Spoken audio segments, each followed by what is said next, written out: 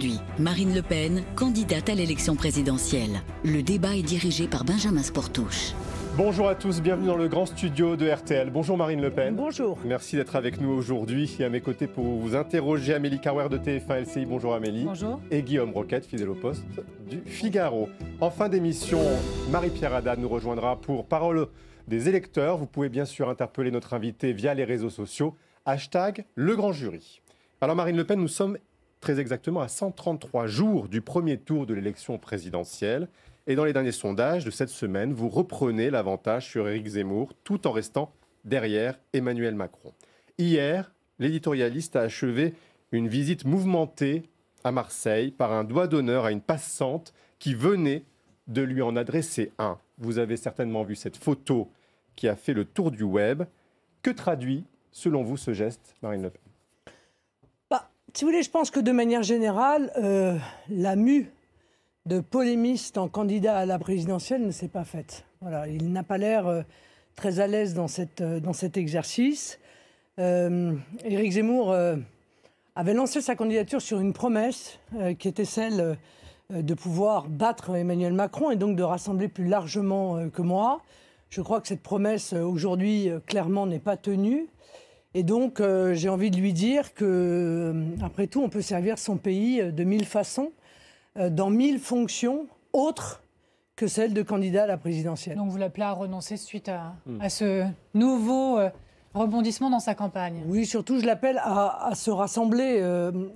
Encore une fois, je pense que l'exercice de candidat à la présidentielle est un exercice dans lequel il n'est pas à l'aise, il n'apporte pas une plus-value supplémentaire à nos idées.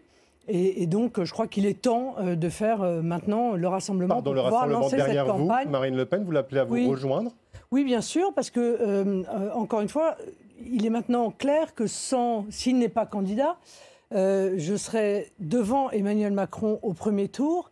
Et compte tenu du fait qu'au second tour, je suis actuellement donné à 46%, je pense que la famille nationale a la possibilité de gagner cette élection présidentielle et c'est essentiel, évidemment, pour l'avenir de notre pays. Si il se désistait pour vous, vous pensez que les voix qui sont données au premier tour par les sondages, vos voix s'additionneraient, celles de Zemmour et les vôtres ? Je pense qu'en grande partie, les électeurs qui ont été séduits par Éric Zemmour et qui, aujourd'hui, pour une partie d'entre eux d'ailleurs, semblent se désengager, sont des électeurs patriotes. Ce sont des gens qui sont très inquiets de la situation du pays, inquiets du laisser-aller, du laisser-faire, du laisser-passer, attentifs à une promesse d'autorité, de maîtrise, de retour d'un État qui remplit son rôle.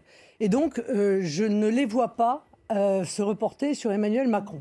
Reste que Marine Le Pen, il va certainement annoncer sa candidature dans les prochains jours, si ce n'est heure désormais. Premier meeting déjà signé pour le dimanche prochain. Il va y aller. D'ailleurs, vous ne craignez pas que ça relance quand même sa campagne ? Non, je ne le crois pas. Je pense qu'encore une fois, je vous l'ai dit dès le départ de cette émission, je pense qu'Éric Zemmour reste un polémiste de talent d'ailleurs. Et je pense qu'il a fait beaucoup pour nos idées en étant polémiste. Mais en l'occurrence, en étant candidat à la présidentielle, il a plutôt tendance à affaiblir et nos scores et les idées plutôt que de les renforcer. Mais au fond de vous pensez qu'il va renoncer, Marine Le Pen ? Je ne sais pas. Je ne suis pas dans sa tête et je ne veux surtout pas parler en son nom. À Marseille, il y a eu contre lui des manifestations, peut-être même des provocations de l'extrême gauche contre Éric Zemmour. Est-ce que vous vivez la même chose dans votre campagne présidentielle ? Nous avons toujours vécu la même chose. Ça fait 30 ans que nous vivons la même chose. Ça fait 30 ans que l'intégralité de nos meetings, de nos conférences de presse sont perturbées par ces milices d'extrême gauche, qui ne font pas d'ailleurs que perturber les meetings des candidats à la présidentielle, qui perturbent aussi et qui abîment toutes les grandes manifestations sociales. C'est eux qui ont pourri les manifestations des Gilets jaunes par leur violence, c'est eux qui pourrissent les 1er mai des syndicats par leur violence. Et cela fait des années que je réclame de la part des gouvernements successifs que l'on interdise ces milices d'extrême gauche dont, encore une fois, la seule ligne de conduite est la mise en œuvre de la violence. Et cela fait des années qu'ils font l'objet d'une complaisance, tant d'ailleurs de la part de François Hollande que d'Emmanuel Macron.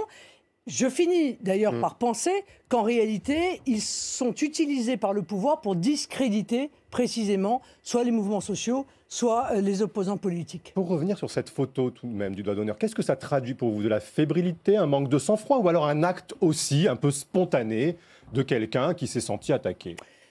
Oui, j'ai entendu son équipe de campagne expliquer que c'était une réaction instinctive, mais je crois que quand on a vocation à devenir président de la République, ou en tout cas qu'on souhaite l'être, et il me semble que c'est son souhait, précisément, il faut être capable de sang-froid, de garder son calme, de maîtriser son instinct, puisqu'on parle d'instinct. Sur le fond des parrainages, c'est une question très pragmatique, mais qui vous inquiète d'ailleurs, vous l'avez déjà dit. Vous en êtes où? Est-ce que vous avancez? Je pose la question en plus en m'appuyant un peu sur Marseille, parce qu'on voit dans vos rangs, on a l'impression que certains ne sont encore pas très sûrs de l'endroit où ils habitent. Je pense à Stéphane Ravier, on l'a vu à vos côtés. Ce week-end, il était aux côtés d'Éric Zemmour.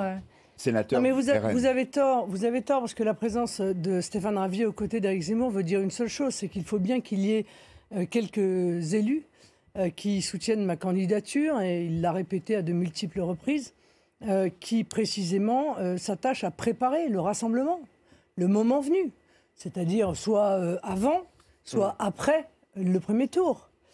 Concernant les parrainages, nous savons que c'est une difficulté. Cela fait là encore des années qu'on réclame que les noms des maires qui parrainent ne soient pas publiés, puisqu'en réalité, cette publication, elle sert une seule chose, c'est à faire pression sur eux, ce qui est inadmissible dans une démocratie. Président Macron peut encore prendre cette décision dans une volonté démocratique. Ouais. Oui, je lui demande. Mais nos parrainages avancent, merci. Combien en avez-vous aujourd'hui, Marine Le Pen? Je ne peux pas vous dire, mais nous avons déjà 300 parrains qui sont élus du Rassemblement national. Donc il nous en reste 200 à aller chercher. Je ne dis pas que c'est simple, hein. Il faut aller vous les aurez d'ici la fin de l'année, vous pensez? Ce sont des pré-promesses de toute façon.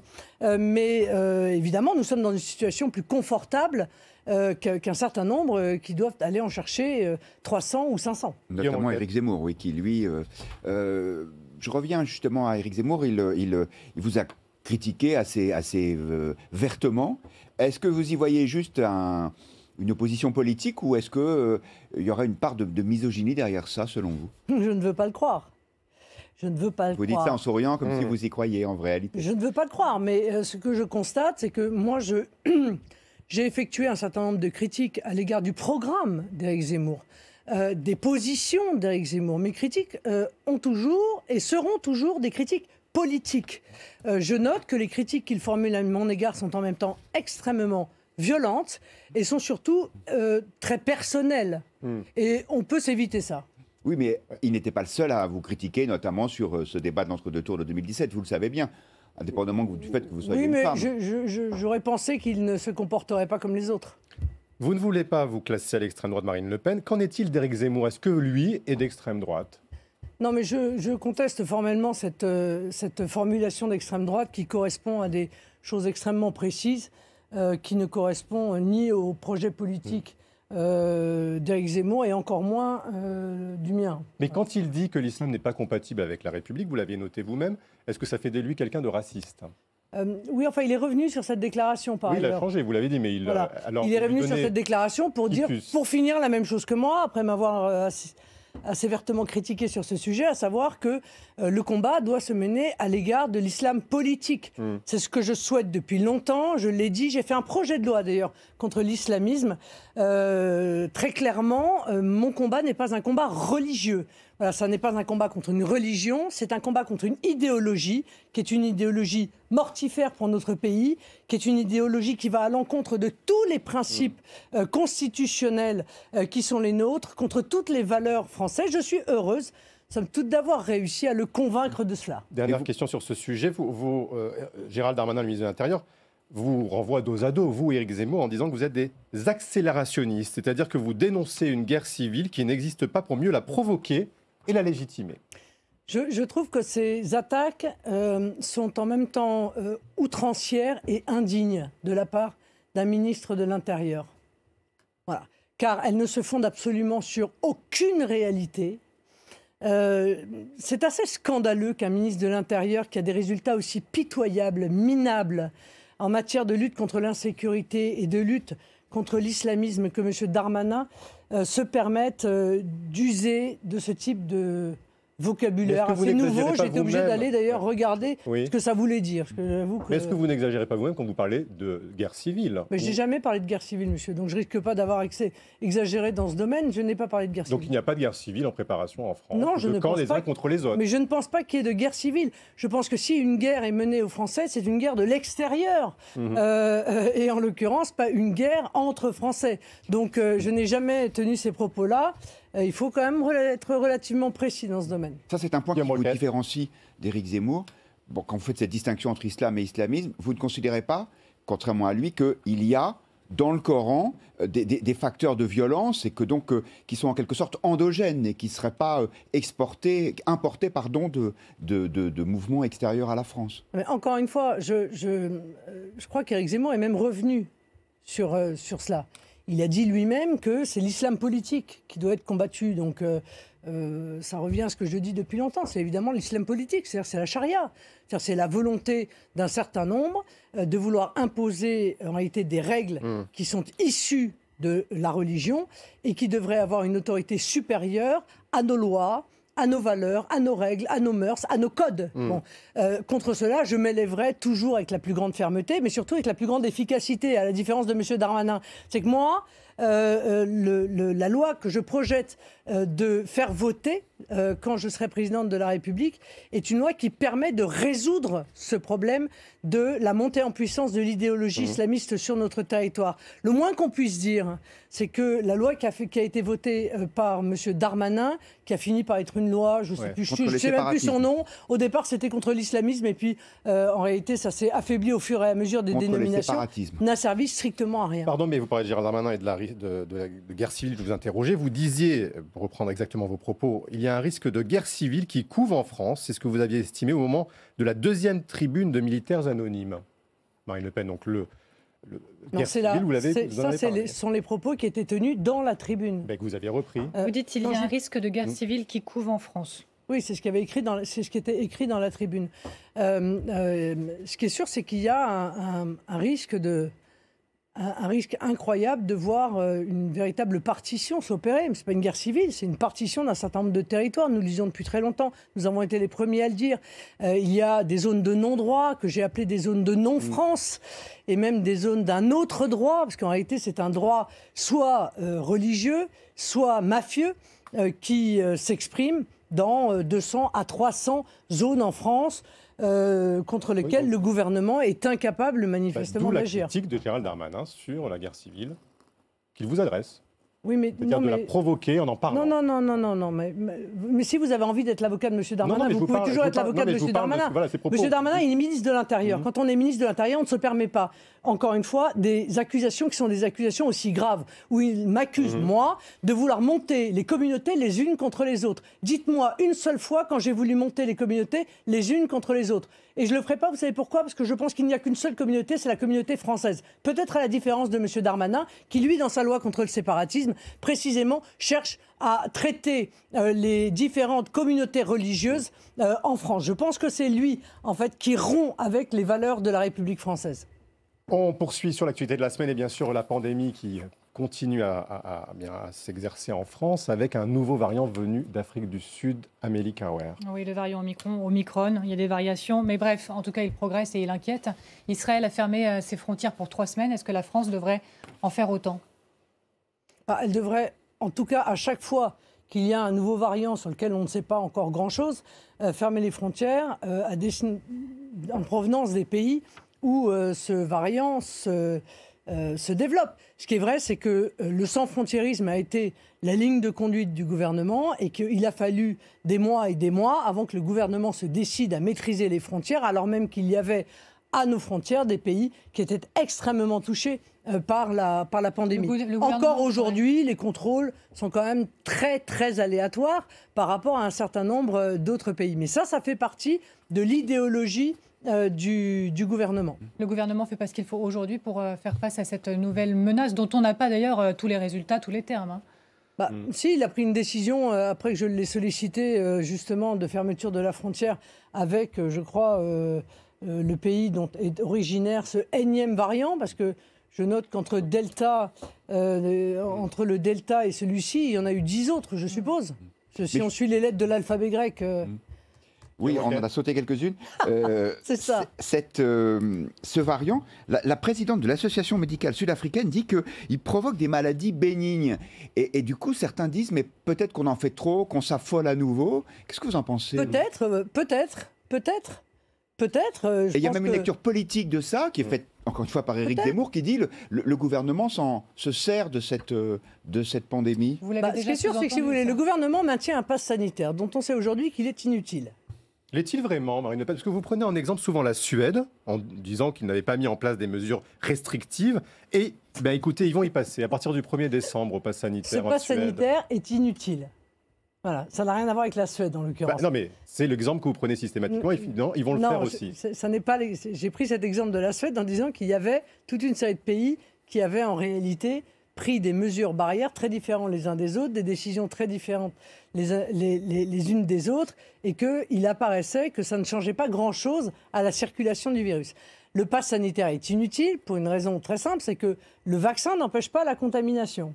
Bon, le vaccin n'empêchant pas la contamination, on ne voit pas l'intérêt qu'il y a à empêcher certaines personnes qui ne sont pas vaccinées d'accéder à certains endroits, puisque de toute façon, ceux qui sont vaccinés sont susceptibles de transmettre le virus. Mais il limite les formes graves et il limite les arrivées en réanimation, ce qui soulage les professionnels de santé. Et l'hôpital est aujourd'hui le juge de paix de la crise. Madame Carwer, je veux bien que vous répétiez les arguments du gouvernement comme ça en boucle. On vous pose des questions, Marine Le Pen. La question est la suivante. Qui est le plus dangereux? Celui qui n'a pas été vacciné, mais qui a un test qui démontre qu'il n'a pas le Covid et qui va dans un restaurant, ou celui qui a le Covid et qui est double vacciné comme M. Castex et qui va dans le même restaurant? La réponse est le moins dangereux, c'est le premier. Donc, si vous voulez, ce que je suis en train de vous expliquer, c'est que le pass sanitaire n'apporte rien. Mais les Français sont en faveur de ces mesures actuellement, plutôt largement que ces mesures ou de la troisième dose. Mais ils sont visiblement plutôt en faveur de mesures supplémentaires si ça leur permet d'éviter reconfinement et couvre-feu. Oui, mais ça, c'est un chantage qui n'est pas admissible. Encore une fois, on se sert de ce chantage en permanence depuis 2 ans pour imposer des mesures qui sont des mesures qui n'empêchent pas la circulation du virus. Donc la vraie question, c'est comment est-ce qu'on va vivre avec ce virus? Parce qu'il est là, ce virus. Mais dans quel but ce chantage, semblerait... Marine Le Pen, dans quel but ce chantage? Je ne sais pas, c'est pas à moi qu'il faut poser la question, c'est à celui qui fait le chantage. Si vous voulez, le chantage consistant à dire on va reconfiner si vous n'acceptez pas le pass sanitaire, je vous rappelle que le pass sanitaire était censé tuer la circulation du virus. Bon, déjà cette promesse-là, elle n'a pas été tenue, puisque par définition, tout le monde aujourd'hui, quasiment 75%, presque 80% des Français sont vaccinés, et pourtant, la circulation du virus remonte comme dans un certain nombre d'autres pays dans lesquels la population est vaccinée. Elle a été réduite là où le vaccin n'est pas très fréquent, n'est pas aussi large qu'en France, la vaccination n'est pas aussi large. On voit que la contamination est beaucoup plus forte. Donc ça a quand même endigué en France. Non, ça n'est pas vrai. Monsieur Sportou, je suis désolée, mais vous assénez des contre-vérités. Il y a toute une série de pays qui sont mieux vaccinés encore que la France et dans lequel il y a une circulation du virus qui est majeure. La vraie question, c'est le vaccin empêche les formes graves. En tout cas, empêche. Non. Les limites? Limite, réduit le risque de formes graves. Mais c'est déjà un très grand bénéfice. Bon, c'est très bien, mais c'est un choix individuel, ça. C'est pas un bénéfice collectif. C'est un bénéfice individuel. Donc le pass sanitaire, en l'occurrence, je considère qu'il ne sert aujourd'hui strictement à rien, contrairement aux promesses qui avaient été faites par Jean Castex lui-même, qui disait que à partir du moment où on était vacciné, on n'avait plus aucun risque d'attraper le Covid et évidemment aucun risque de le transmettre. Ça, c'était un mensonge. Donc arrêtons avec le pass sanitaire, mettons en place un choix qui est, enfin en tout cas le mien, la confiance dans les Français. Vous voyez, on va leur faire confiance. Moi, si j'étais à la place d'Emmanuel Macron, je leur ferais confiance. Regardez ce qui s'est confiance pour porter le masque dans les endroits où il y a du monde. Confiance pour se vacciner s'ils le souhaitent, pour préserver leur propre santé et éviter avant le pass sanitaire, ils n'étaient pas allés se faire vacciner. Quand il y a eu le pass sanitaire, ils sont allés se faire vacciner. Oui, forcé. Oui, mais Pardon, mais forcé. Parce qu'ils ne le faisaient. Mais forcés. Mais vous dites qu'ils l'auraient fait spontanément. Non, mais forcés. Ils étaient forcés. Donc en réalité, vous me dites, vous avez raison avec moi, vous dites donc qu'il s'agit là d'une obligation vaccinale et non pas d'un pass vaccinal. D'accord ? Oui, c'est une obligation vaccinale de fait. Sauf que ça avait été normalement interdit par le Conseil constitutionnel. Mais vous n'êtes pas ébranlé dans cette conviction quand vous avez vu par exemple ce qui s'est passé à la fin de l'été dans les territoires d'outre-mer où le taux de vaccination était beaucoup plus faible qu'en métropole et du coup il y a eu une saturation des hôpitaux. Mais donc voilà, on y arrive quoi. Je veux dire, il faut arrêter un petit peu de tourner autour du pot. Le vrai problème, c'est la situation de l'hôpital en France, qui est absolument catastrophique. Voilà, la situation de l'hôpital en Outre-mer est catastrophique. Donc évidemment, toute contamination a pris des proportions extrêmement importantes. Et le problème aujourd'hui, c'est qu'est-ce qu'on fait de l'hôpital ? Est-ce qu'on continue à laisser cet hôpital qui était une gloire française, un des meilleurs systèmes de santé au monde, s'effondrer devant nos yeux parce qu'il y a des logiques comptables qui sont à l'œuvre depuis déjà plusieurs décennies, qui ont été aggravées d'ailleurs par LR, notamment par Xavier Bertrand quand il était ministre de la Santé, et continuer après lui. C'est ça la vraie question qu'il faut se poser. Sur les Antilles, justement, Amélie Carrère. Sur les Antilles, le gouvernement a annoncé le report de l'obligation vaccinale au 31 décembre, avec des discussions entre-temps. Vous dites qu'il faut renoncer définitivement à cette obligation vaccinale pour les soignants ? Oui, je pense qu'avoir privé les Français de milliers de soignants au moment où on en a évidemment le plus besoin était une sottise absolue. D'autant plus, encore une fois, qu'on peut parfaitement avoir un soignant double vacciné qui transmette le Covid à son malade. Donc partant de cette évidence, je ne vois pas l'intérêt d'avoir suspendu des gens sans salaire. Enfin, est-ce que vous vous rendez compte quand même un peu de la brutalité de ce qui s'est passé ?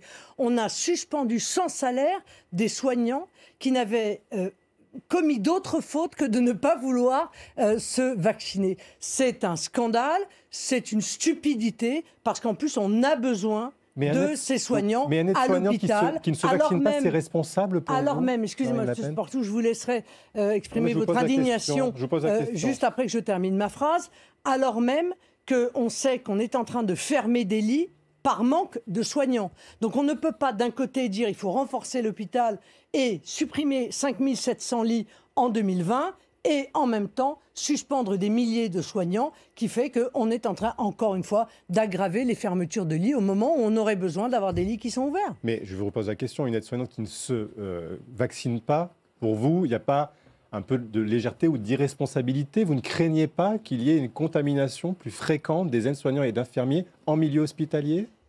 Monsieur Sportouche, les soignants, ils ont quasiment tous eu le Covid, voyez-vous. Et vous savez pourquoi?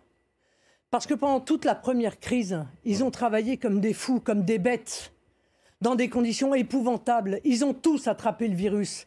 Parce qu'ils étaient protégés avec des sacs poubelles, parce qu'ils n'avaient pas de gants, parce qu'ils n'avaient pas de masques, parce que l'imprévoyance du gouvernement les avait mis dans cette situation-là. Alors, excusez-moi, mais venir parler d'irresponsabilité quand on parle des soignants, moi je ne peux pas aller sur ce terrain-là. Je parlerai plutôt d'irresponsabilité en parlant du gouvernement. Alors, puisque vous parlez du gouvernement, le ministre des Outre-mer, Sébastien Lecornu, se rend actuellement dans les Antilles. Il est actuellement dans l'avion pour arriver en Guadeloupe ce soir, puis mardi en Martinique. Selon lui, certains élus ont posé la question en creux de l'autonomie et donc il a dit que le gouvernement était ouvert à cette possibilité d'autonomie. Et selon vous, Marine Le Pen, est-ce une bonne solution que d'ouvrir cette voie vers l'autonomie des Antilles? Oui, mais il est totalement hors sujet, Monsieur Lecornu. Mais quel est le rapport, excusez-moi, entre ce qui est en train de se passer, entre les revendications des Guadeloupéens et l'autonomie ou l'indépendance? En lien avec la vaccination, en disant, s'ils ne veulent pas, ils pourront prendre la décision localement de prendre des mesures sanitaires qui correspondent à leur territoire. Non, pas du tout. Je crois qu'il est totalement hors sujet. Et d'ailleurs, il s'est fait ramasser, il faut bien le dire, par le chef des indépendantistes, M. Domota, qui a dit « mais ce n'est pas le sujet ». Le sujet, c'est qu'il y a un mépris, une forme de mépris, de violence à l'égard des Guadeloupéens qui sont laissés depuis des années dans une situation difficile, sans réponse, parce qu'on leur a expliqué que le chlordécone, dont 90% des Guadeloupéens ont des traces dans le sang, ça n'avait aucune conséquence et que ça n'était pas la cause de cancer. Or, il y a un record de cancer de la prostate à la Guadeloupe, parce qu'on ne leur a pas apporté de réponse alors qu'un tiers des Guadeloupéens n'ont pas d'eau potable, parce qu'on ne leur a pas apporté de réponse alors qu'ils sont confrontés à une crise des algues qui prolifèrent, qui s'appellent les sargasses, et que le gouvernement se désengage de ce nettoyage alors même que les conventions internationales l'obligeraient à être responsable de cela, parce que la vie est chère et qu'il n'y a aucune proposition qui est faite aux Guadeloupéens sur la vie chère, et notamment pas la suppression de l'octroi de mer que je propose. Il y a ces revendications-là, mais il y a les réponses que l'on voit qui sont les pillages de magasins, les forces de l'ordre sur lesquelles on tire à balles réelles. Est-ce que ouvrir le débat dans cette situation, c'est quand même pas céder à la violence ? A priori, c'est pas vos idées, ça. C'est avant qu'il aurait fallu répondre. Je veux dire, le gouvernement fait toujours la même chose. Il est encore une fois une gestion délétère des crises. Il laisse les crises s'aggraver, il laisse les violences intervenir. Mais concrètement, là, il faut d'abord rétablir l'ordre. Et c'est après que les violences soient intervenues qu'il vient à la table des négociations. Moi, j'aurais préféré qu'il ait assez de respect pour nos compatriotes d'outre-mer pour engager ces débats avant qu'il y ait cette explosion de colère. Moyennant quoi, vous imaginez bien que ce n'est pas chez moi que vous allez trouver de la complaisance pour ceux qui tirent à balles réelles sur des policiers, pour ceux qui brûlent des lieux d'habitation, comme j'ai pu le voir sur certaines images. Vous sous-entendez que le gouvernement instrumentalise la violence. Est-ce que vous sous-entendez que le gouvernement instrumentalise la violence aux Antilles actuellement ? Je pense qu'il n'a qu'une seule réponse à chaque fois qu'il est confronté à la colère des Français, c'est la réponse policière. Or, moi, je crois à la réponse politique.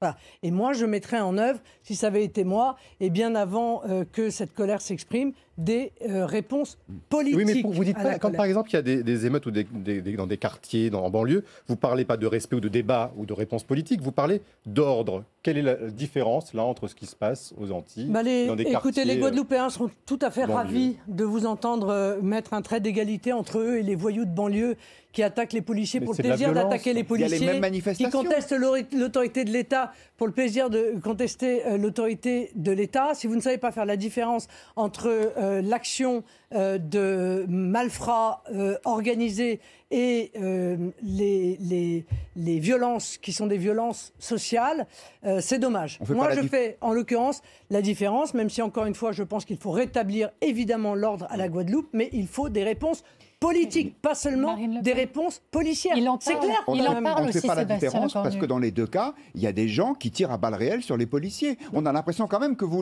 si ce n'est que vous les excusez, vous les comprenez. Non, je ne les excuse pas. Encore une fois, je n'excuse pas ceux qui commettent ce type de violence. Mais je souhaite que l'on comprenne la colère qui est celle de nos compatriotes d'outre-mer, et pas seulement de la Guadeloupe, de la Martinique, de Mayotte, de la Réunion. On ne peut pas passer 5 ans à se désintéresser de l'outre-mer, de tous les problèmes qui se trouvent là-bas, et venir après pleurer des larmes de crocodile en disant c'est anormal que la population se révolte. Voilà, maintenant qu'il y ait des gens d'extrême gauche dans ces manifestations qui en profitent pour commettre des exactions inadmissibles, c'est vrai là-bas, c'est vrai aussi ici, figurez-vous. C'est vrai au 1er mai, c'est vrai chez les Gilets jaunes, c'est vrai à chaque fois qu'il y a une manifestation. J'ai commencé l'émission en vous parlant de ça. On se retrouve dans quelques minutes pour la suite de ce grand jury de Marine Le Pen. On parlera notamment de ses propositions en matière d'économie. À tout de suite.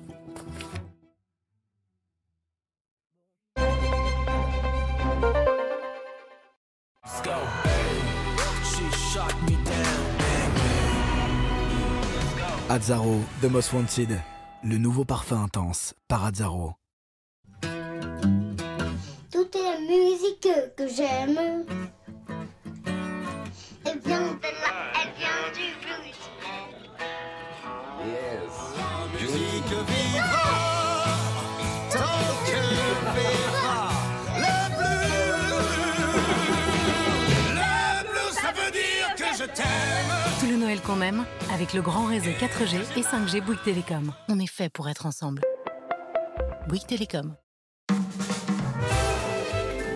Si vous n'avez pas encore trouvé sa trottinette pour Noël, trouvez-la parmi 50 millions d'annonces sur Le Bon Coin. Le Bon Coin, le bon cadeau pour tous. Téléchargez l'appli. Fast and Furious 9. Dom et sa famille vont devoir affronter un nouvel adversaire de taille. Fast and Furious 9. On s'accroche! On n'avait pas encore fait ça. En Blu-ray et DVD. Cet hiver, pour vos vacances à la montagne, Travelski s'occupe de tout. Tout ce qui ressource, tout ce qui détend, tout ce qui rassemble. Réservé en quelques clics, hébergement, forfait, matériel de ski. Travelski, tout ce qui compte.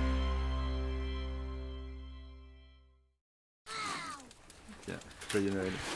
Lui, c'est Marc. Et cette année, il fête Noël chez sa sœur. Il ne sait pas que c'est en décembre qu'il y a le plus de cambriolages. Mais c'est pas grave. Avec son alarme Vérissure, il sait que des experts interviennent en moins de 60 secondes et préviennent les forces de l'ordre. La sérénité, c'est ce qu'on a de mieux à offrir à Marc. Rendez-vous sur vérissure.fr pour demander votre devis. En ce moment, profitez d'un pack à moins 50%. 3D, plongée, dipper, croquer, savourer. Partagez des moments 3D à votre sauce. Ça, c'est leur meilleur album. C'est inaudible, ça, c'est du bruit. Voilà. Mais t'y connais rien, toi, hein? Ça, c'est pur. Ils savaient pas jouer, les mecs. Ouais, justement. Tu vois, c'est ça qui est génial. Ils savaient pas jouer. Hein. À La Roche-sur-Yon, on n'est pas toujours d'accord. Mais il y a une chose qui ne se discute pas. C'est Leclerc le moins cher. Tout comme à Urugne, Valenciennes et Saint-Sulpice-sur-Rille. Et chez vous, qui est le moins cher? Vérifiez sur l'appli qui est le moins cher. Leclerc. Depuis qu'on a Deezer Famille, les enfants sont beaucoup plus détendus. Lisa vise le prix Nobel de mathématiques avec les podcasts Deezer. Julien écoute ses playlists de chansons françaises. Marc, grâce à Deezer, il s'est vraiment remis au sport. Et moi, il faut que je vous laisse parce que j'ai un rendez-vous très important. De la musique et des podcasts pour toute la famille. Essayez gratuitement Deezer Famille pendant 3 mois. Deezer Famille. Depuis le temps que j'avais envie de changer de voiture. Hein? Je vais déposer une annonce pour vendre l'anneau sur la centrale. Pardon? Ouais, c'est gratuit. Désormais, déposer une annonce sur la centrale, c'est gratuit pour tout le monde. La centrale, l'occasion, c'est un métier. Pour équiper la petite dernière qui quitte la maison, le bon réflexe, c'est manomano.fr. Parce qu'elle a besoin de meubles confortables, de trucs pour être bien. Bref, des meubles pour se sentir comme chez elle. Enfin, comme chez vous, mais chez elle. Mano Mano. Bricolage, maison, jardin, manomano.fr, vous pouvez le faire.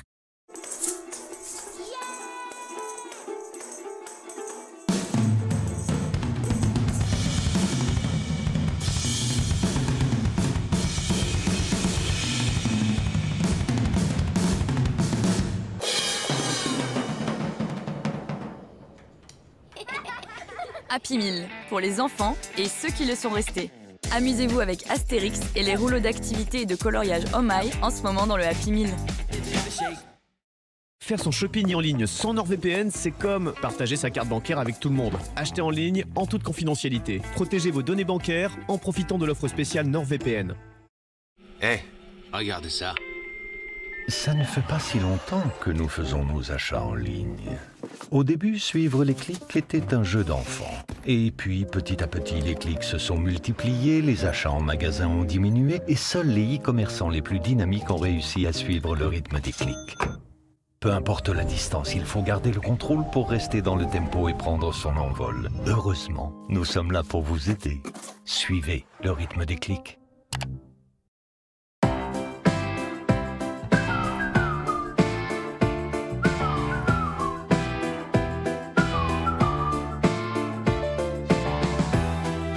Exotisme, douceur et frisson des vacances.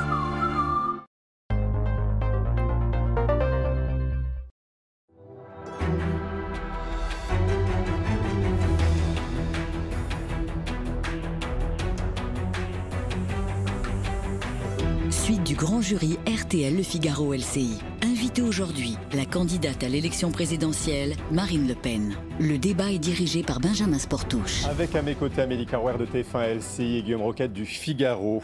Cette semaine, Marine Le Pen, un reportage de France 2 a révélé de nouvelles accusations d'agression sexuelle et de viol contre Nicolas Hulot. Une première question sur ce sujet d'Amélie Carrouer. Fait prescrit, présumé innocent. Avez-vous regardé ce reportage, Marine Le Pen, et êtes-vous en soutien de ces femmes ? J'ai regardé ce reportage et évidemment, je suis comme femme sensibilisée aux femmes qui font l'objet ainsi, de manière générale, de harcèlement sexuel, de pression dans leurs relations de travail. Maintenant, c'est vrai que je suis aussi avocat et je suis attaché à la présomption d'innocence. Et moi, je voudrais pousser l'ensemble de ces femmes, lorsqu'elles sont victimes de ce type d'agissement, à aller devant la justice. Voilà, pour que leurs paroles soient entendues et surtout pour que leurs agresseurs soient condamnés. Car trop souvent, les délais qui passent empêchent qu'il puisse y avoir une enquête et un procès sur ces sujets. Quand Nicolas Hulot parle de tribunal médiatique, vous trouvez qu'il y a du vrai ou c'est excessif ou c'est déplacé? C'est-à-dire que moi, je ne sais pas, en l'occurrence, ce que la justice va démontrer dans cette affaire. Ce que je sais, c'est que je ne souhaite pas que les médias fassent le travail de la justice. Vous voyez? Parce que je crois que la justice a des méthodes que les médias n'ont pas. Que la justice essaye, même si parfois elle est faillible, de ne pas utiliser des raccourcis que les médias ont tendance à utiliser. Et que les condamnations de la justice sont pesées, comme son nom l'indique, quand parfois les condamnations médiatiques sont rapides. Voilà, donc je crois, encore une fois, que le mieux, c'est que ce soit la justice qui fasse son travail. C'est la raison pour laquelle, d'ailleurs, moi j'avais plaidé, je plaide toujours, pour, un peu selon la méthode britannique d'ailleurs, le secret de l'instruction. Voilà, le secret total de l'instruction. C'est-à-dire qu'on sait quand l'enquête est ouverte. Donc la presse ne pourrait plus faire ces investigations. On sait quand l'enquête est ouverte, on sait quand la justice renvoie devant un tribunal correctionnel. Bien sûr, devant le tribunal correctionnel, les audiences sont publiques, mais tout le reste doit, à mon avis, relever de la justice et pas des médias. Et les médias condamnés dans ces cas-là, poursuivis quand ils font des révélations comme celle-ci, dans le cadre de Nicolas Hulot? Quand ils rendent public des procès-verbaux, non mais là, ce n'est pas du tout le cas. Là, en l'occurrence, ce sont des témoignages. Mais quand ils rendent public des procès-verbaux d'instruction, oui, je pense que vraiment le secret de l'instruction est un des éléments d'une justice sereine, si vous voulez. Et que bien souvent, les médias peuvent être d'ailleurs victimes de manipulation de la part des gens qui leur transmettent des extraits, par exemple, de ces procès. On a entendu des voix s'élever pour demander au gouvernement de s'excuser après avoir soutenu Nicolas Hulot en 2018 lors de premières accusations d'agression sexuelle. Quelle est votre opinion? Est-ce que vous demandez aussi au gouvernement, notamment Marlène Schiappa, qui était montée au créneau à l'époque? Non, mais ce qui est sûr, c'est que dans le reportage qu'a révélé France 2, Marlène Schiappa ne sort pas grandie de la posture dans laquelle elle est, où on lui dicte un soutien à Nicolas Hulot, qu'elle semble accepter sans avoir trop son mot à dire. Ça ne correspond pas à l'image qu'elle s'était donnée. Alors on en vient à vos annonces en matière d'économie, puisque vous venez aujourd'hui nous annoncer des mesures que vous souhaitez en matière de succession et de transmission, Marine Le Pen. Oui, parce que je pense qu'il y a vraiment des réformes à faire dans le domaine des donations et des successions. Il est évident qu'aujourd'hui, on assiste à un appauvrissement de certaines catégories d'âge et que les moyens se concentrent en réalité bien souvent chez les personnes âgées qui n'ont pas la capacité de pouvoir aider leurs enfants ou leurs petits-enfants. Donc ce que je souhaite, c'est qu'on puisse mettre en place des droits de donation exonérés d'impôts, qui soit égal entre les grands-parents et les petits-enfants qu'entre les parents et les enfants, et ce, à hauteur de 100 000 € tous les 10 ans. Je pense qu'il faut vraiment permettre aux grands-parents ou aux parents de donner à leurs petits-enfants et à leurs enfants pour injecter de l'argent dans l'économie, pour permettre de soutenir d'ailleurs la relance que souhaite faire le gouvernement. De la même manière, je pense qu'il y a des choses à changer en matière de succession. Et vous le savez, moi, ma priorité, c'est que les biens immobiliers français restent aux Français. Voilà. C'est la raison pour laquelle je serai amené, mais ce sera peut-être dans une autre émission, à demander la suppression de l'impôt sur la fortune immobilière pour la remplacer par quelque chose. Ah non, je ne veux pas de l'IFI, parce qu'encore une fois, je pense que l'immobilier, c'est l'enracinement. C'est ce qui fait que les Français sont, en étant propriétaires d'un patrimoine immobilier, sont enracinés dans leur pays. Et donc, je pense qu'il ne faut pas qu'il y ait de droits de succession jusqu'à 300 000 € sur les biens immobiliers. Donc vous exonérez 300 000 € en cas de succession des biens immobiliers. Oui, des biens immobiliers, exactement. Et sur les donations de rehaussement de l'abattement. Et sur les donations, vous augmentez donc le plafond de parents et grands-parents. C'est-à-dire qu'en réalité, les grands-parents pouvaient donner un peu plus de 30 000 € à leurs petits-enfants tous les 15 ans. Et aujourd'hui, les grands-parents pourront donner à leurs petits-enfants 100 000 € tous les 10 ans et les parents pourront donner à leurs enfants 100 000 € tous les 10 ans. Voilà, parce qu'aujourd'hui, pour les parents, c'est 100 000 €, mais tous les 15 ans, tout à fait. Sans droit. Alors, vous savez bien qu'il y a des gens qui sont favorables à ces impôts en disant c'est une mesure de justice, c'est-à-dire que c'est pour en quelque sorte remettre les compteurs à zéro pour éviter que des situations de patrimoine élevé se passent d'une génération à l'autre. C'est un peu une mesure pour les riches. Non, je pense qu'avec un abattement, encore une fois, pour les successions de 300 000 € sur un bien immobilier, ce n'est pas une mesure pour les riches. Car il y a beaucoup de Français qui ont vu la valeur de leur maison familiale augmenter au fur et à mesure des années et qui se retrouvent parfois avec un patrimoine supérieur évidemment à 100 000 €, un patrimoine immobilier. Et bien souvent, les mesures de succession actuelles, de fiscalité actuelle, les obligent à vendre leur maison. Moi, je suis pour que les maisons familiales restent dans les familles françaises. Je suis pour que les Français restent propriétaires de leurs biens immobiliers parce que s'ils ne le sont pas propriétaires de leurs biens immobiliers, qui va le devenir? Les banques, les compagnies d'assurance, les fonds de pension ou les éventuellement investissements étrangers? Je ne le souhaite pas. C'est un choix politique. Quel impôt sur les plus riches, du coup? Je serai amené à vous en informer d'ici quelques temps, mais il y aura un impôt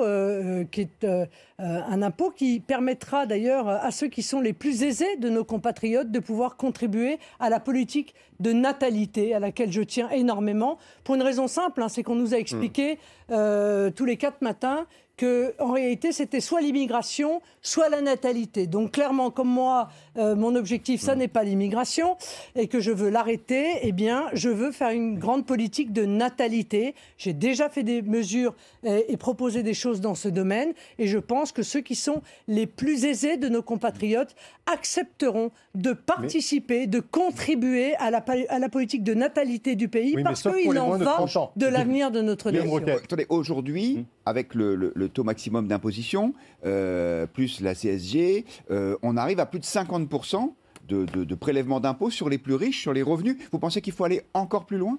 Je n'ai pas dit qu'il fallait aller plus loin, j'ai dit que j'étais opposé à l'IFI. Et pour cause. Parce qu'encore une fois, le choix qu'a fait Emmanuel Macron avec l'impôt sur la fortune immobilière, c'est de taxer l'enracinement.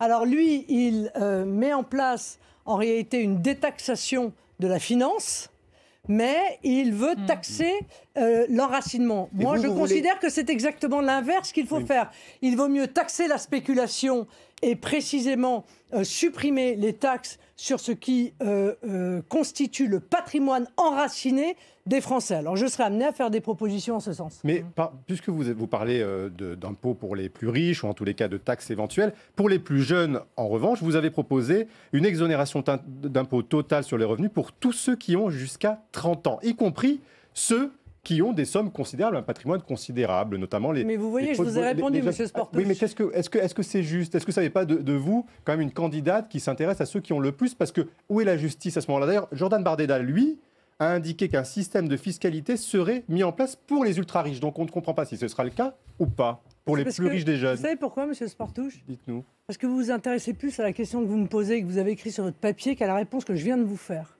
Car si vous vous étiez intéressé à la réponse que je viens de vous faire, vous auriez compris que j'allais proposer d'ici peu, précisément, une modification qui permette de mettre à contribution les plus aisés, oui, alors peut-être que vous me dire qu'ils aient moins ou plus de 30 ans. La mesure que je propose là est une mesure d'exonération de l'impôt sur le revenu, ce qui laisse quand même 40% d'imposition, par ailleurs. L'impôt sur le revenu des moins de 30 ans. Pourquoi je fais cette proposition? Parce qu'il y a énormément de nos jeunes qui s'expatrient, que c'est une perte de substance pour notre pays, que c'est une perte pour notre économie, que c'est une perte de vitalité, que c'est une perte de richesse. que c'est une perte de la richesse, du capital humain que représente, encore une fois, ces moins de 30 ans que je veux garder en France. Je veux qu'ils y créent leur famille, je veux qu'ils y créent éventuellement leur entreprise. C'est la raison également pour laquelle je propose une exonération, évidemment avec certaines conditions, de l'impôt sur les sociétés pour les créateurs d'entreprises de moins de 30 ans durant 5 ans.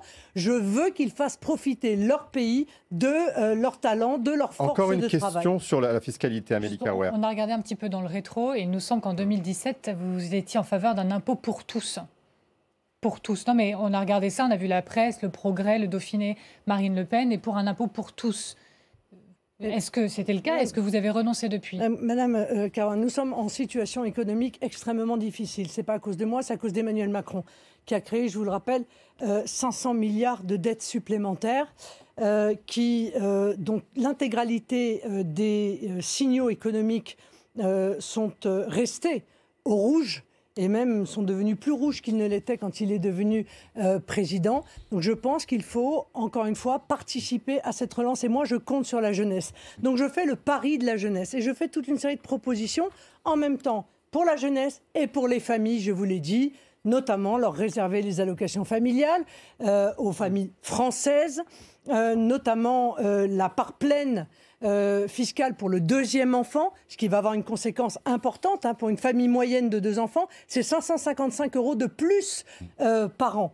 Et puis les mesures sur les jeunes, exonération de l'IR pour les moins de 30 ans, exonération pendant 5 ans d'impôt sur les sociétés pour les créateurs d'entreprises de moins de 30 ans, mais aussi la gratuité des trains aux heures creuses pour les 18-25 ans, mais aussi des mesures pour l'apprentissage et pour les contrats de professionnalisation, parce que moi je crois au travail manuel. Combien ça fait au total? Est-ce que c'est le quoi qu'il en coûte de Marine Le Pen quand elle sera présidente? Ça fait combien de milliards? Ce que j'appelle le paquet jeune, c'est 4 milliards d'euros par an. Tout compris.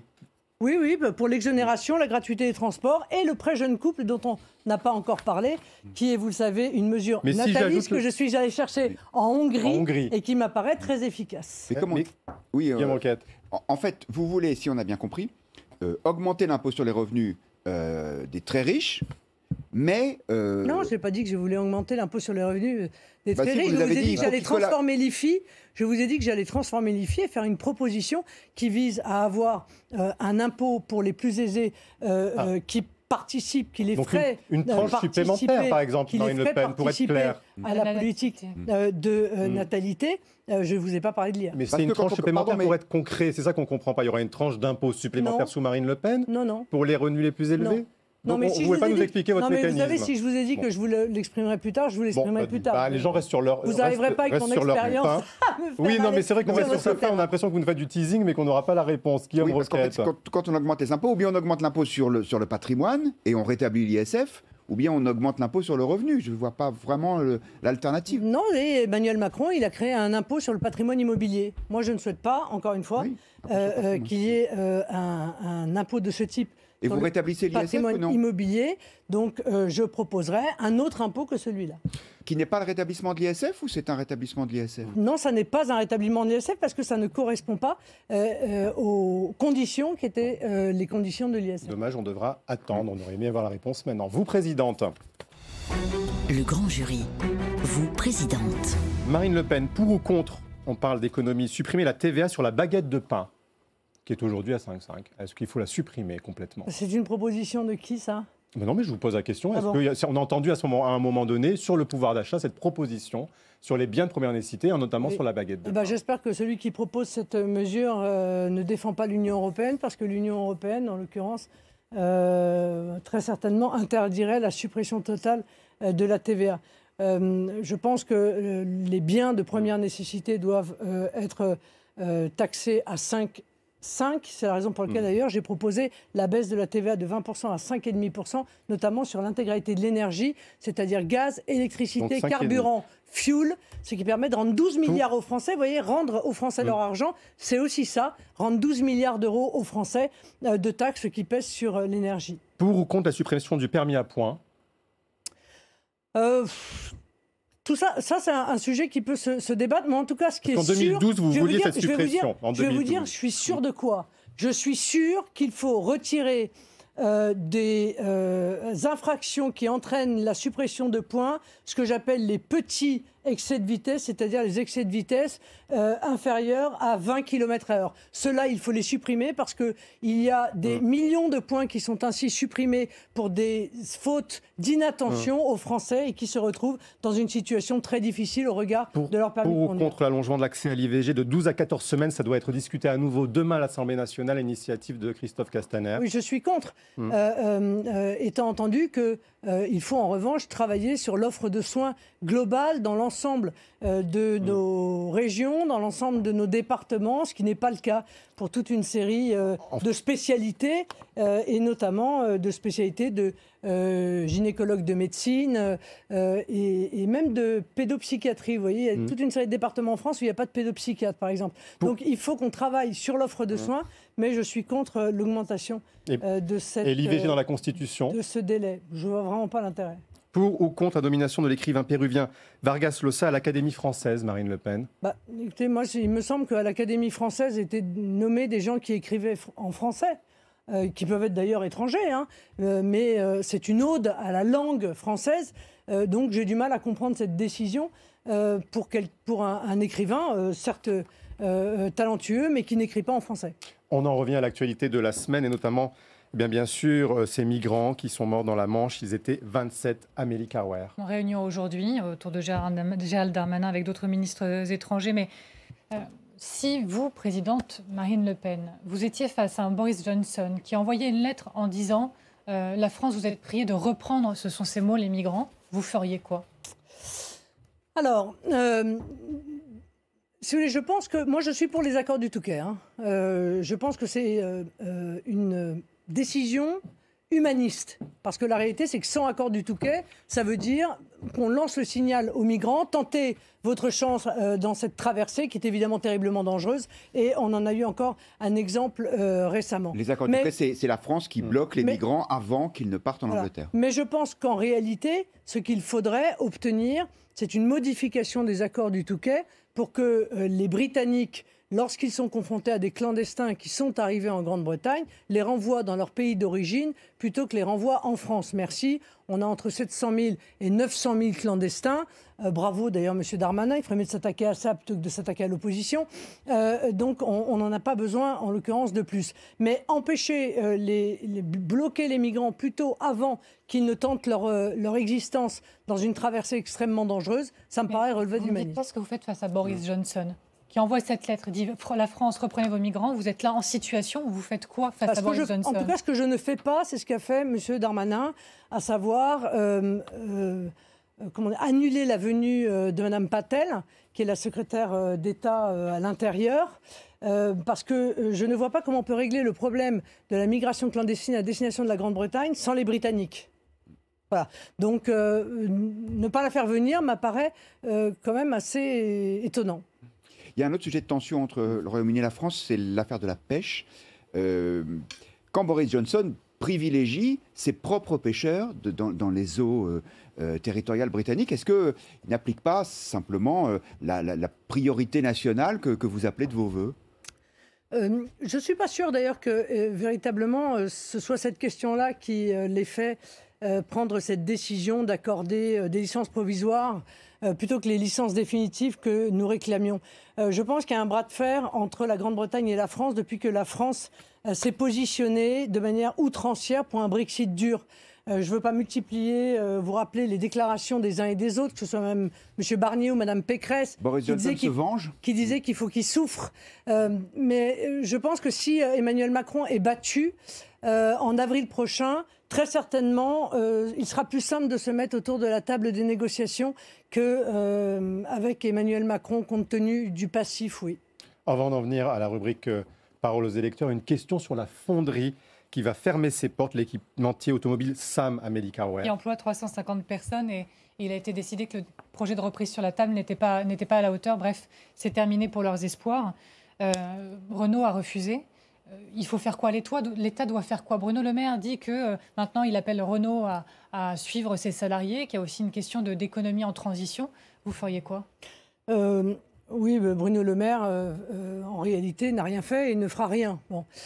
C'est dommage parce qu'il y avait 10 millions là, qui étaient investis sur 3 ans pour la robotisation, la modernisation et le projet était parfaitement viable. Moi, je trouve qu'on assiste à la faiblesse absolue de l'État qui est quand même propriétaire de 15% de Renault et qui n'arrive pas à imposer à Renault la préservation des emplois dans ce domaine. Mais vous nationaliserez, est-ce que vous nationaliserez par exemple cette fonderie? Non, pas du tout. Je vous pose la question. Non, mais vous avez raison de poser la question, bien sûr. Voilà, merci. Je vous rappelle qu'on a quand même fait un prêt garanti de 5 milliards pour Renault en 2020. Oui, mais Renault dit... Et malgré ça, non mais pardon, malgré fond, ça... Non mais on est sur le fond là. Oui. Malgré ça, malgré le fait qu'on détienne 15%, malgré le fait qu'on ait prêté 15 milliards garantis à Renault en 2020, l'État n'est pas capable d'imposer à Renault de sauver les 333 emplois. Non, je ne suis pas d'accord avec ça. On demande aussi à Renault de passer des véhicules thermiques aux véhicules électriques. Or, vous le savez bien, ces fonderies, elles produisent des équipements pour des véhicules dont on aura moins besoin, par exemple le diesel. Eh bien, c'est une sottise. Voilà. Mais moi, ce que je voudrais dire de manière plus générale, c'est qu'on a des grands groupes, si vous voulez, qui brillent à l'étranger. Moi, ça me va très bien. Mais si en réalité, ces grands groupes ne participent pas à un réseau, un soutien ferme aux PME, PMI françaises, eh bien, je ne vois pas à quoi ça sert. Comment on tord le bras, si c'est votre expression, vous direz si c'est le cas, mais à Renault, comment vous faites pour contraindre Renault? Mais enfin, madame, ça s'appelle des négociations et ça s'appelle avoir de l'autorité. Donc, je ne vais pas leur taper sur la tête avec un bâton, vous imaginez bien. Mais je pense que l'État aurait pu faire preuve d'autorité compte tenu de la situation. Il n'a pas fait preuve d'autorité parce qu'en réalité, il s'en moque. Parce que c'est un gouvernement ultralibéral qui considère que la main invisible du marché doit régler tous ces problèmes-là et qu'après tout, les groupes qui délocalisent, que ce soit délocaliser les outils de production ou la délocalisation sur place par l'intermédiaire du travail détaché ou d'un appel massif à l'immigration à bas coût, ça ne leur pose pas de problème. Ça n'est pas un problème pour eux et je vais même vous dire mieux, c'est un projet pour eux. Parole aux électeurs. Le grand jury, parole aux électeurs. Bonjour Marie-Pierre Haddad et notamment un internaute qui nous signale sur Fessenheim des propos de Marine Le Pen qui n'étaient pas les mêmes que ceux du grand jury il y a quelques années. Bonjour Marine Le Pen, donc vous souhaitez la réouverture de la centrale Fessenheim si vous êtes élu évidemment et vous savez c'est un sujet qui s'impose dans la campagne mais en février 2020 cet internaute nous signale que vos propos étaient différents et il a retrouvé cette vidéo, écoutez-le. Pour ou contre Marine Le Pen la réouverture de Fessenheim? Je suis pour. Ben, on ne peut pas. C'est fermé, mon pauvre monsieur. Eh oui, on n'ouvre pas, c'est pas un robinet de gaz. Vous regrettez qu'elle ait été fermée. Vous regrettez qu'elle ait été fermée. Voilà, d'accord. Parce que c'est pas la gazinière. Hein. Et il est éteint, c'est fini, c'est terminé. Et c'est un véritable scandale parce que c'est une décision politique. Donc vous êtes... Donc comment est-ce qu'on fait? Est-ce qu'on peut rouvrir ou pas Fessenheim? Eh bien, je veux dire, il s'avère qu'en réalité, le démantèlement de Fessenheim sera... le désarmement, si vous voulez, à un point de non-retour qui est en mars 2022. Et c'est la raison pour laquelle j'ai dit au président que, compte tenu du fait qu'il y avait quand même une chance pour qu'il ne soit pas réélu, il fallait qu'il fasse un moratoire sur le démantèlement de Fessenheim pour laisser éventuellement à son successeur la possibilité de faire machine arrière, ce qui semble-t-il est encore possible jusqu'en mars 2022. Donc on peut rallumer la gazinière. Oui, avec quand même beaucoup de travaux et donc beaucoup de gâchis, parce que tout ça, effectivement, était une décision politique et ni aucune condition de sécurité ni autre n'était en réalité à l'origine de la décision d'Emmanuel Macron, qui a fait plaisir à Hollande, qui a fait plaisir aux écolos, quoi. Autre sujet, oui, vous avez fait cette semaine un déplacement à Vesoul, déplacement qui a été très suivi sur Twitter et sur votre compte Twitter d'ailleurs. On voit des vidéos où vous êtes au milieu d'un bain de foule en train de serrer des mains et d'embrasser les gens. Et donc, on se dit, est-ce qu'il ne fallait pas montrer l'exemple par rapport à la situation sanitaire et le coronavirus? Est-ce qu'il n'aurait pas fallu éviter de faire la bise aux personnes que vous avez rencontrées? Il se trouve que la veille au soir, j'avais fait un test, figurez-vous, qui s'est révélé négatif, précisément parce que tout en étant vacciné totalement, eh bien, je me suis dit qu'allant dans un très grand espace ainsi, où je savais que j'allais rencontrer énormément de monde, il m'apparaissait que ma responsabilité était précisément d'être assuré de ne pas être porteur du Covid. Donc vous voyez, j'aurais pu embrasser la terre entière. Au pire, j'aurais pu l'attraper, mais j'aurais pas pu le transmettre. On peut l'attraper entre-temps. Marie-Pierre, une dernière question. Oui, une question très rapide d'un internaute, Rémi, qui veut savoir si, d'après vous, Éric Ciotti fera un bon ministre de l'Intérieur, éventuellement dans votre gouvernement, si vous êtes élu. Bon, ce qui est sûr que c'est sur le domaine de la sécurité. Éric Ciotti a un positionnement, des propositions, je le connais. Nous avons été amenés à travailler ensemble à l'Assemblée nationale dans un certain nombre de commissions qui se rapprochent beaucoup des nôtres. Donc, un ministre de l'Intérieur. Donc, vous le savez, je suis pour un gouvernement d'union nationale. Je suis pour que tous ceux qui, sincèrement, veulent participer au redressement du pays me rejoignent et participent précisément de ce gouvernement d'union nationale. Éric Ciotti est celui de candidat LR qui est le plus proche de vous aujourd'hui. C'est ce que vous nous dites, puisqu'il y a le congrès cette semaine. Non, ce n'est pas ce que je dis. Je ne me prononcerai pas sur le choix des adhérents de LR n'étant pas adhérente de LR. Je prendrai celui qu'ils auront choisi. Merci Marine Le Pen, merci à tous de nous avoir suivis. Très bonne semaine à tous, à la semaine prochaine.